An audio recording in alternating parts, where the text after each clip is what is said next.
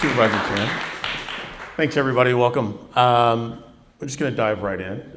Supervisor Chan, you've identified a lack of funding as the primary driver of the housing shortage. What legislation would you introduce in support of that to increase funding, and how many units of housing do you think that would create in, say, 5 years? I assume federal. Yes. Federal. Look, I think that it is true that there are two key elements to build housing, land and money. And in the federal level, and really is to also create a framework to allow states and local governments to be able to build more housing that really works for the community. And on the federal level, it's to think about federal grants and federal funding that allow social housing and rental subsidies, and those not only to preserve the existing housing, but allow to build more new housing. And that at the same time, thinking about also financial tools like helping people to be the first time home ownership.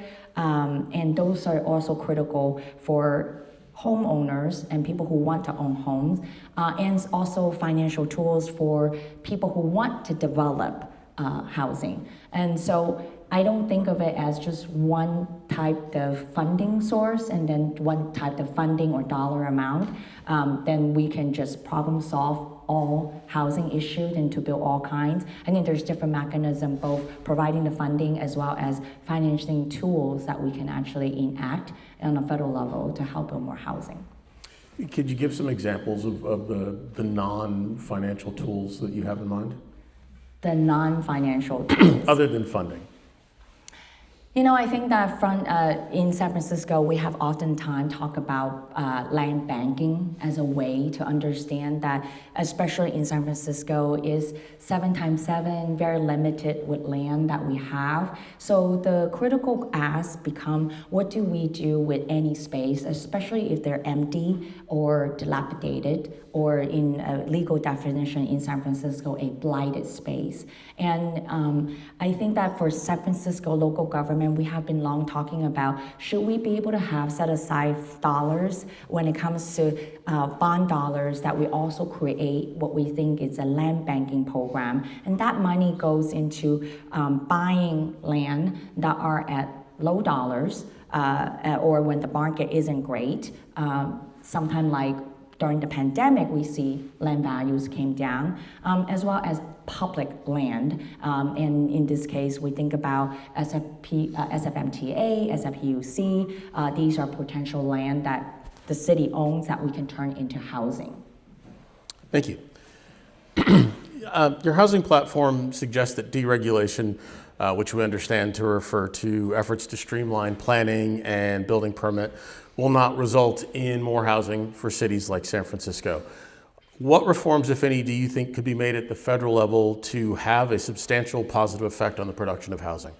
I believe that this concept about deregulation is a reaction to when government, both on the local level and state and federal level, when it's not functioning well. And it is true that we could do better and we ought to do better. And I think that that is about how to make city government or government in general more efficient. And I think that's different than regulation like environmental review, like land use and policy, as well as fire code or building code that we should be in compliance. And we may put a deadline in those compliance review process, but not to do away with that, as that's how I view deregulation.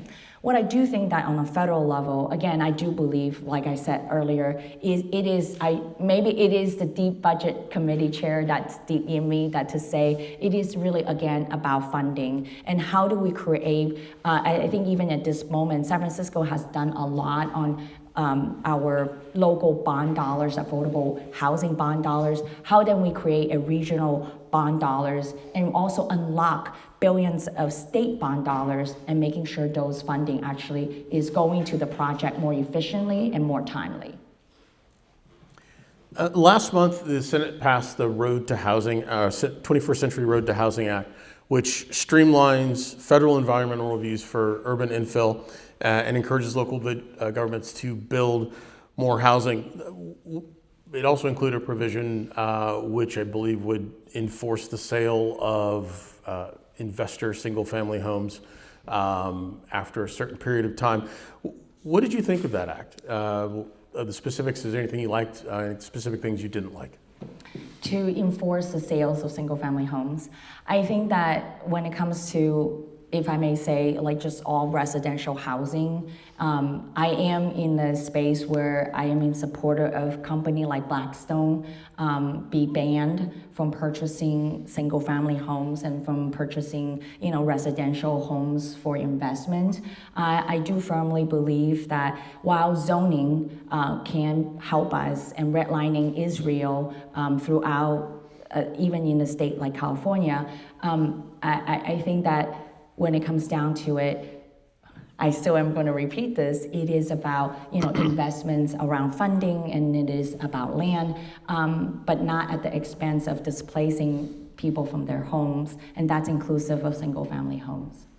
Okay, but specifically about the Road to Housing Act, are there any provisions of it that were particularly interesting to you that you thought could effectively produce more housing in the country, or just generally your take on that act? Oh, that's a good question. I actually don't really know enough to say, I'm going to be honest about that. I do know that at the same time, again, I don't have specific about the Road to Housing Act to be able to say that I want to say criticize one or another. Okay, that's fair. Social housing for working families is a key part of your agenda. How does that differ from what most Americans might refer to as projects, which have mostly negative connotations in our society?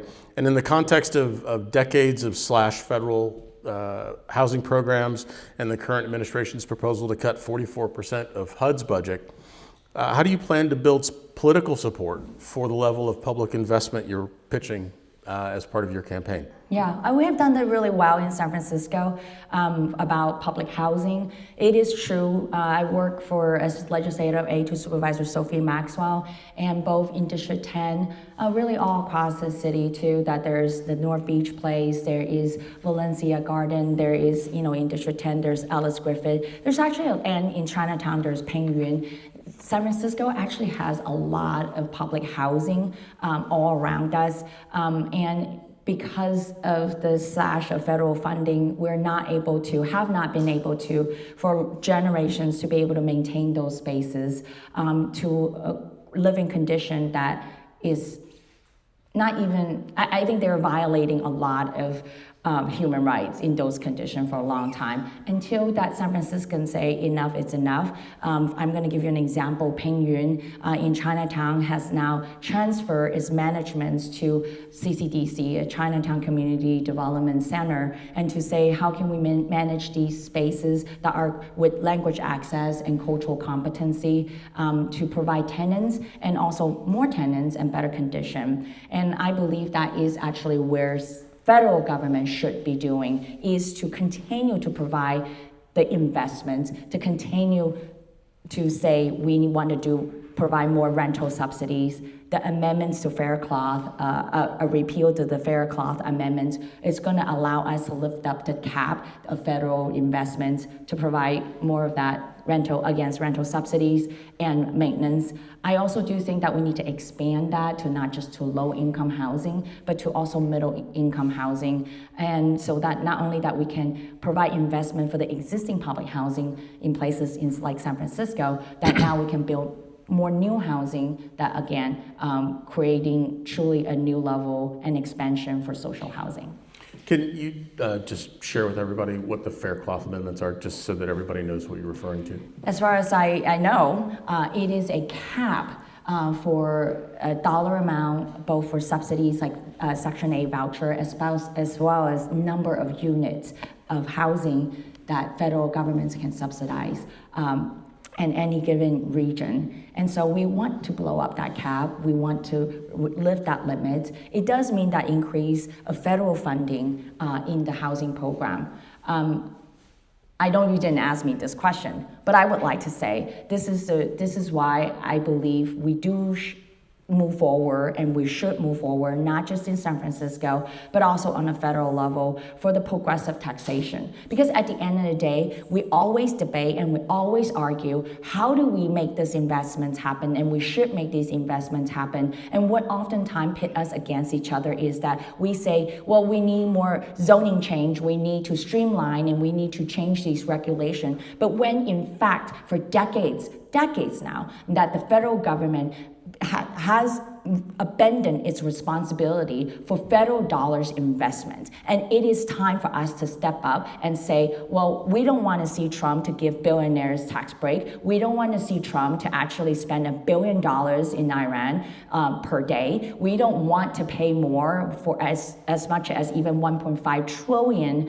in defense and military funding. That's what he proposed last Friday. And it is time for us to say, housing is human rights. We want that money to invest in building housing. We understand that, frankly, that the homelessness that we see on our street is because people don't have housing. So we want to have, continuum of care, which is providing rental subsidies, for housing subsidies for people who are at risk of homelessness. We want to make sure that that funding also not just go to low-income housing for rental subsidy. Now we want to expand it because we see that in San Francisco Bay Area, our teachers, nurses, firefighters can't even afford to live here. And that something is wrong when we don't have workforce or middle income housing. And we believe that it is time for the federal government to step in and to not only provide the rental subsidies, and of course to also build new housing that people can actually afford. Okay. Can you talk more about how you plan to build the coalition in Congress for your housing agenda when many, perhaps most Democrats in Congress have had little interest in building housing in their districts or anywhere else? We are the only candidate, in this race that has been endorsed by San Francisco Labor Council and many of the labor allies. I would say majority of the labor allies, and that's inclusive of San Francisco trades workers, is because that we fundamentally share this principle and belief of what is happening across America at this moment. That not only that we need to build housing, we should build housing by the workers who can also afford that housing. And it has been too long that we see developers still come in and they pit the workers, who wants that job and needs that job, but then they end up building not the housing that not only not for the workers, also not for the local community. And they build, sometimes we label them as market rate, but frankly, in San Francisco, they become far-reaching and luxury housing that no one can afford it, and they became simply investments. And that is a coalition that I am building. It's a coalition that is for the working people to say, we do want housing. We want housing on our block when there is an empty lot. We want housing that people can actually afford. Not only that, we want to see 2 to 3 bedrooms housing. We don't want to just have studio where that ended up to be a short-term rental. We want to have a say and contribution from community inputs, but we also want to be able to have housing that have labor standard and good labor jobs. And we want that investments. And we understand that it cannot be simply driven by the market because the government, federal level, state, and local all have responsibility to contribute to that as well. So I think that becomes a much bigger picture about what building housing actually looks like. Is not this just one single market rate driven and thinking that a top down will give all of us housing, because it won't. It hasn't been working out. The top down, trickle down economics, even when it comes to housing, hasn't worked for us. And I think that this whole deregulation thinking also put us in a corner and pit us against each other when it comes to environmental issue, when it comes to local inputs and neighborhood issue. And what we can do is actually say, let's all take a step back. Let's actually not pit each other. Are you a YIMBY? Yes, in my backyard. Or are you a NIMBY and not in my backyard? Because I believe the choice is not between the two groups. It's actually all everywhere in between. We can build housing if we allow us and ourselves to say, we all are in it together. Let's build that big coalition, and everybody's like thoughts and inputs should count, shouldn't be left behind, and that we bring it all together to Washington, D.C. And that's a coalition that I'm building. And I can see that, there are going to be people and been people that start changing their thinking around it too, and I'm pleased to see that. All right. You sort of touched on some of the points in our next question. You've noted that relying on market rate developers to build affordable housing hasn't worked in San Francisco. We've imposed in our city fees on developers or inclusionary requirements for affordable units in their market rate projects, or funding secondary site development for affordable housing. So if we're not seeing results from these sorts of requirements like we have in the city of San Francisco, do you think that the federal government is the only entity in a position to subsidize affordable housing production? I don't think the federal government is the only entity. I think that everybody has a responsibility. I think there's the state bond, there's the regional bond, there is the federal government that should be providing those funding mechanism and financing tool. I think that it takes many things to unlock the trend to build housing. But I'm happy to answer more, but help me out, help me understand the question better.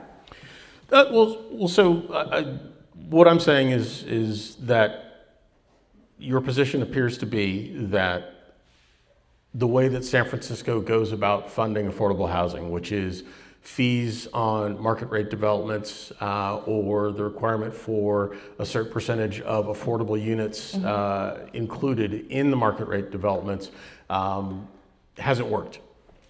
So the city of San Francisco doesn't have the money to fund affordable housing, at least not at the scale that is required to address the affordability crisis in our city.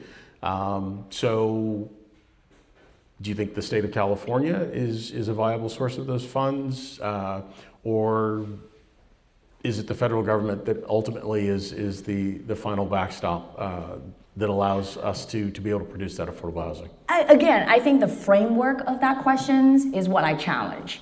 And because I believe that San Francisco has done a lot. We have done affordable housing bond. I think in 2019 is Proposition A is $600 million worth of it. And just in 2024, we have another $365 million affordable housing bond. We've been investing in San Francisco a really good chunk of affordable housing bond. Meanwhile, we leverage those and we get state bond to actually, that's how we actually leverage for that money too. And then at the same time, there's home keys, and we actually also making sure that we have permanent supportive housing. We are doing everything we can in San Francisco. And we're also saying, well, let's do more. Let's have fees, let's have inclusionary housing, or on-site, or you can pay in lieu fee. We're doing everything we can, and we've been doing everything we can. And San Francisco been building housing. The question is, I think, in the framework and the actually thinking is, why it hasn't been motivating any other cities around the state and around the country to be able to put the same kind of investment from their city to do the same. I can tell you this, there are some other cities or counties cannot actually have the kind of bond rating that we do and be able to have and pass bond dollars on their own. I would say that I am eager to push for a regional housing bond for the 5 counties that to build housing, not just in San Francisco, but in Napa County, in Napa, in Sonoma, more in San Mateo County, and more in Santa Clara. We can do more. So I think the way that I'm thinking is not just the state government or just the federal government. I think we can utilize every tools in our toolbox, every financing tools that we could get to make it work. And I want to also point out, right now we have OCII, which is formerly known as a redevelopment agency that was disbanded by former Governor Jerry Brown. And I think that gives us a lot of food for thoughts too about how then we can move forward. And I'm going to give an example of Candlestick. Is really where we want to continue to build more housing and has mixed use. I think there's a lot of creative way that San Francisco been building housing. Okay, thank you. I like that you brought up the regional aspect of the housing affordability crisis. You connected transit to affordability for a thriving workforce. Transit obviously is a very regional issue. How do choices about street usage relate to housing affordability, density, economic vitality? We have, what is it, Connected Bay Area bond going on the ballot soon. The And regional sales tax. the regional sales tax. Okay. And so we'd love to know what's your position on that.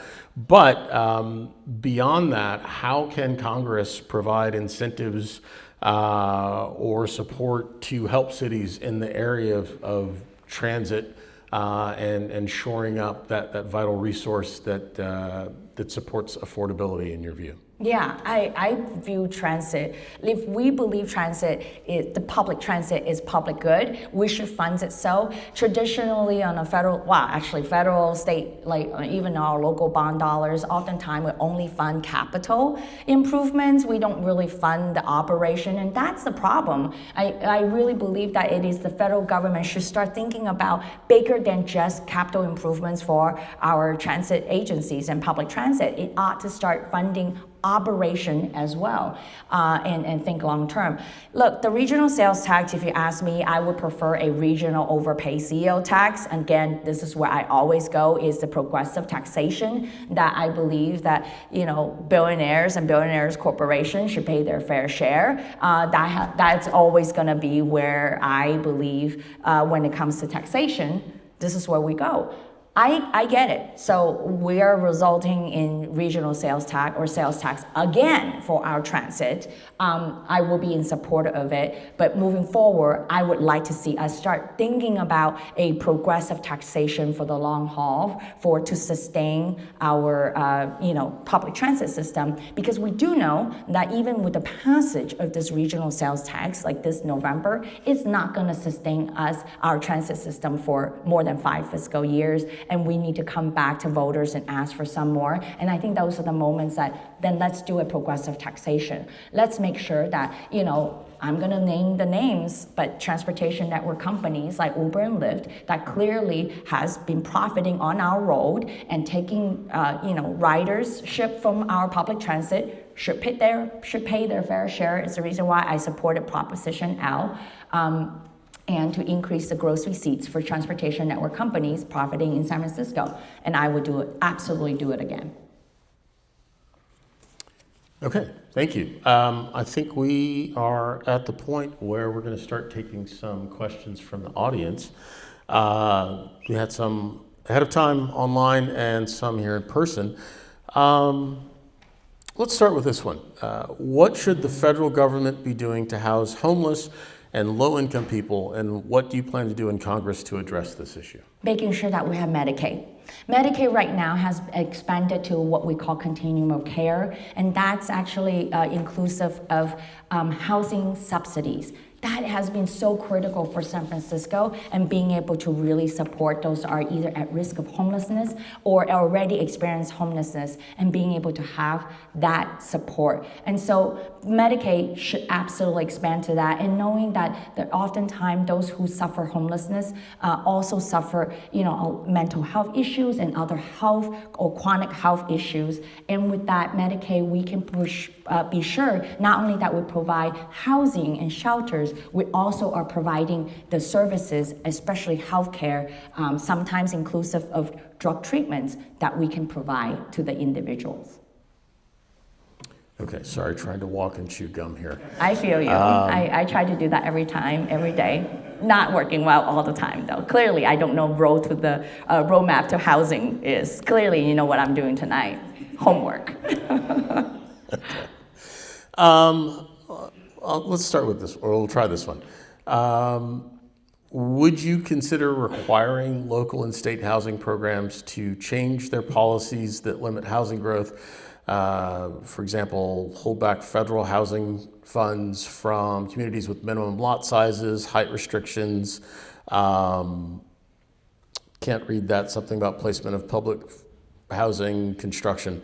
Undesirable placement of public housing construction. Would you use the power of the federal purse to punish cities that restrict housing? No, I have the opposite point of view. I absolutely do. I think that it is absolutely the government's job to make sure we provide infrastructure funding, we provide the incentive, we provide assistance, we provide the resources and the support to build more housing anywhere, everywhere. And this is the reason why I mentioned in a different point, I think a different question is, what kind of housing policy and would I really be thinking about overall, not just for San Francisco, it is to say that how can we provide resources and policy that help both urban area like San Francisco to build more housing, and then as well as rural area, so that colleagues in Congress to say this would work for my community too, because we do want it to work well. And that we want to make sure we could have the resources, and that it's not just focusing on urban area, but we can see their investments actually spread out and all across. Okay. I think sort of tying into that, in your opinion, what U.S. city has done good work to address the housing crisis in the United States, and if you have one, internationally? I want to say San Francisco has done really well, and I know that even our own representative probably doesn't think so. But I think that is where I challenge that thinking. Is that San Francisco 7x7, and like I mentioned earlier, how we as San Franciscans have voted for housing bond. We San Franciscans have voted for people to say let's push for more housing and inclusionary housing.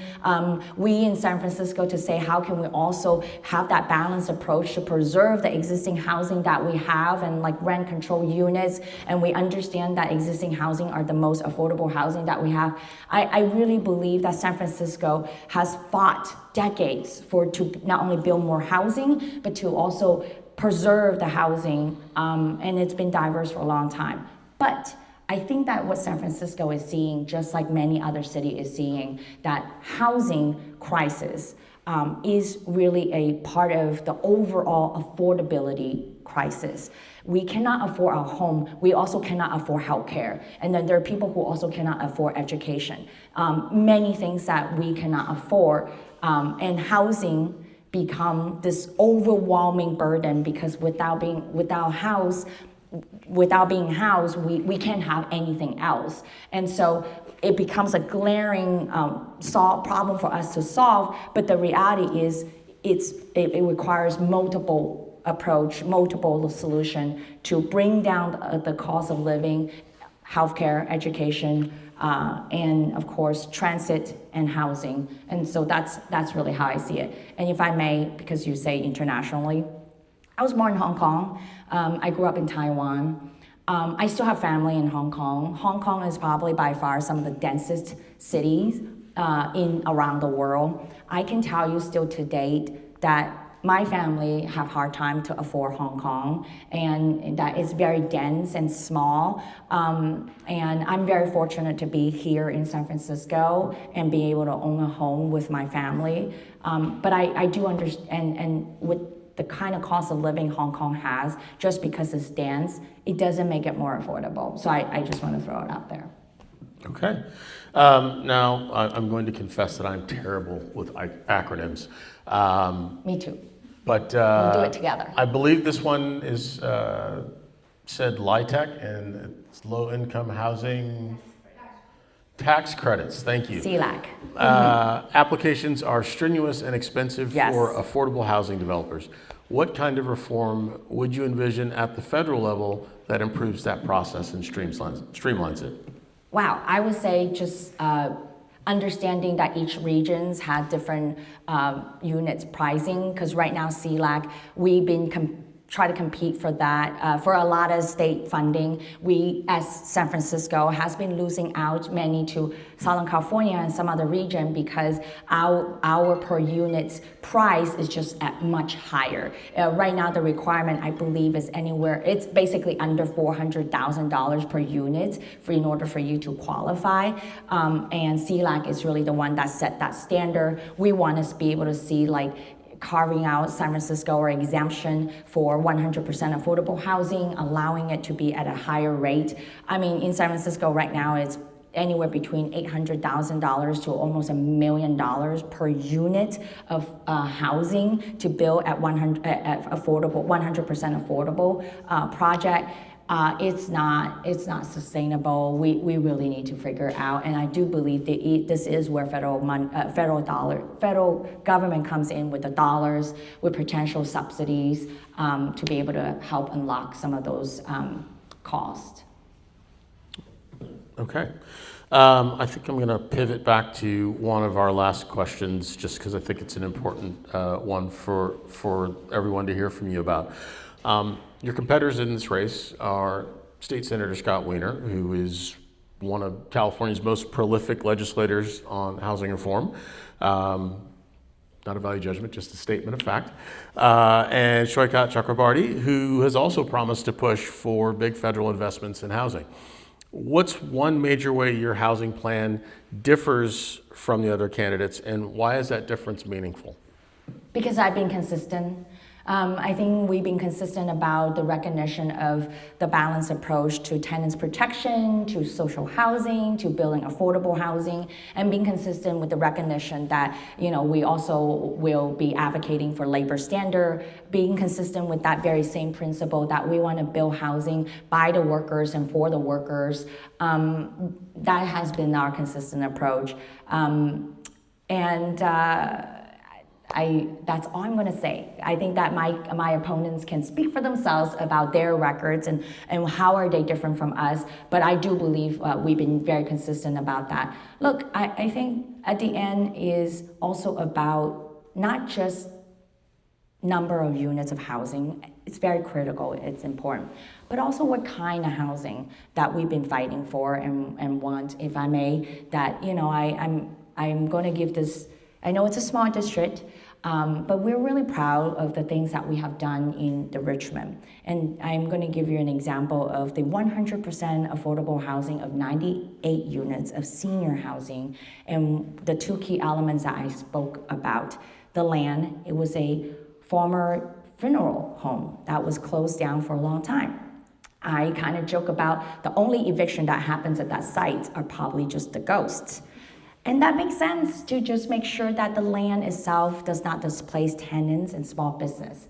And the second piece of it is money, that it really, that the dollars that kickstart the project and allowing us to leverage the state dollars is the money that came from you, the voters of San Francisco, the $600 million, affordable housing bond passed in 2019. That's a great project, 100% affordable, but they're mainly studio and one bedroom, and they're for seniors and inclusive of middle income and formerly low income and formerly homeless and low income seniors. And that's also inclusive of 20 units for veteran seniors.